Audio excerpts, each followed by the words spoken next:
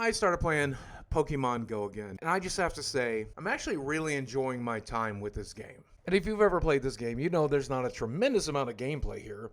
You wander around, you find Pokemon on the map, you throw a ball at them, maybe you catch them, maybe they escape. It's not rocket surgery here. This is an amazing gameplay. The other classic gameplay elements like gym battles that have been there pretty much since the launch of the game are still there. They've improved a little bit, but it's the same concept. Back in 2018, they added the ability to play versus your friends or in these battle leagues. PvP has been in the game for quite some time, so you actually have something to do with those cool Pokemon you've collected. There's also raids in the game where legendaries or special Pokemon will take over a gym for a period of time, and then you can battle that legendary, and if you win, you get a chance to capture them. So that keeps the game pretty fresh for the most part. And even though Jesse and James are no longer part of Team Rocket in the game, Team Rocket is still around, and you can go around your town finding Team Rocket leaders and grunts and defeating them at a chance to get special Pokemon as well. All of these new gameplay features basically come up to meaning the same thing, which is a different way to find and capture and battle Pokemon. So you got to ask yourself, why do I have 300 active friends on this game? Why do I have 800 Pokemon in my inventory?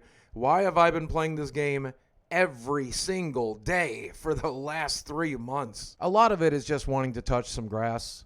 And I don't necessarily mean Gardevoir when I say that. I mean, I want to get out into the world and experience it.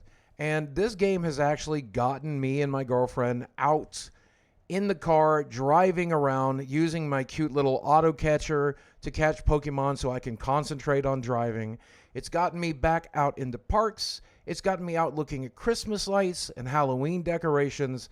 It's gotten me leaving the house. It's actually gotten me walking again. Here, you can see I've done 13 kilometers in the last 3 days, which is not a lot for the average human, but it's a lot for me. And whereas the gameplay has never really evolved, the constant events, holiday events and seasonal events and just different Pokemon dropping, different legendaries, different stuff happening in the game all the time, it keeps it relatively fresh. And if I mentioned that this game is entirely free to play with no ads, I mean, if you want to play this game for free, you're definitely going to need a full friends list to exchange gifts with every day. Then you're also going to need to drive to your downtown area where you can spend Pokestops, capture Pokemon, and battle at gyms.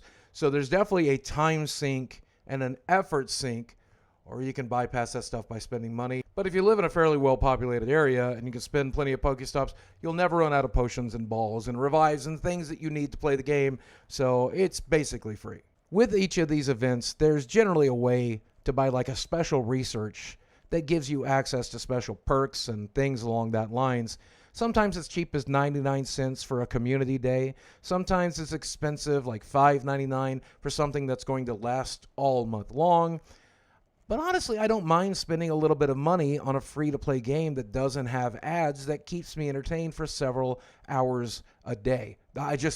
Honestly, I like supporting the games I play. But I have to say, out of all the elements that keeps me playing again, it's the social element. It's nice going out into the world with my girlfriend and my other friends and doing these shadow raids and doing these legendary raids and going to parks and just experiencing the world. And they keep adding these social features. Hardcore players don't seem to like them very much, but me and my other casual friends, we seem to like them quite a bit, so I hope they keep adding them. And playing this game again does remind me of 2016 when the gaming community came together to be obsessed with this game for a short period of time. It didn't last even for a week, but for the week that we celebrated this game's launch, it was nice to be a gamer again. And it might have been the last time that was ever the case. Caught my Snorlax. Basically, as you can see, on the day this game launched, back in 2016. Talk about simpler times. It was just nice to see gamers out in the world doing what gamers do, catching Pokemon out in the wild.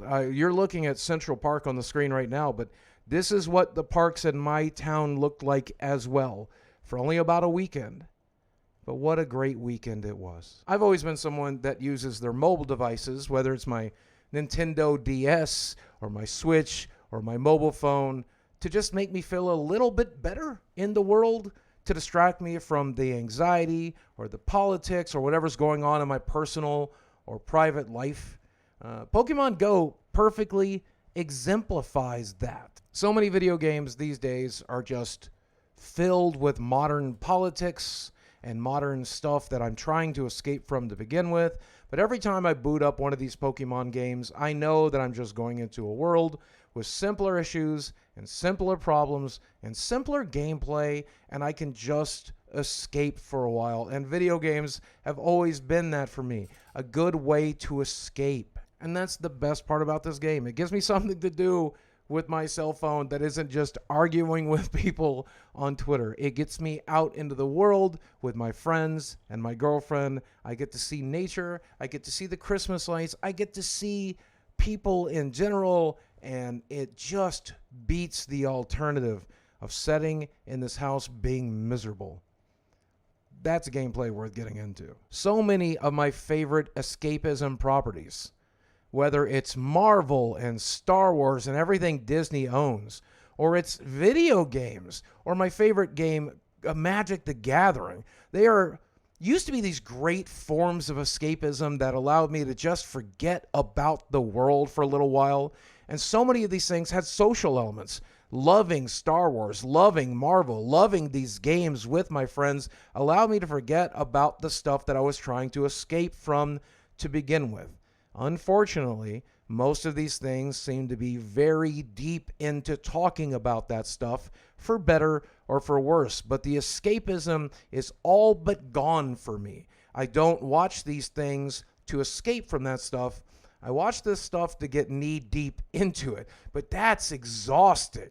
I need escapism. And I feel like Pokemon is a perfect example of a game that has no room for modern day politics. It's always going to be all escapism. I mean, how do you put politics into this or this? I don't think you can. Not only does Pokemon Go give me escapism from the trials and tribulations of the modern world, not only does it remind me of just a simpler time, but it actually gives me escapism from the social media hell I've built for myself. It gives me escapism from my own home. It gets me out into the world, into nature, exploring the universe with my friends and forgetting that the world sucks sometimes. When it comes to the game itself, if I were to rate this game on a scale from 1 to 10, Tears of the Kingdom being my 10 out of 10, this game's like a 5. But just like Animal Crossing in 2020, that was the game we needed then. And right now, for me, Pokemon Go is the game I need right now. If you need it too, don't forget, you can download it for free. This is not a sponsored spot. I'm not getting paid to do this. I just wanted to share my joy of a video game with you, and I hope it helps. As always, guys, thanks for watching. I love you very much, and I will speak with you again soon.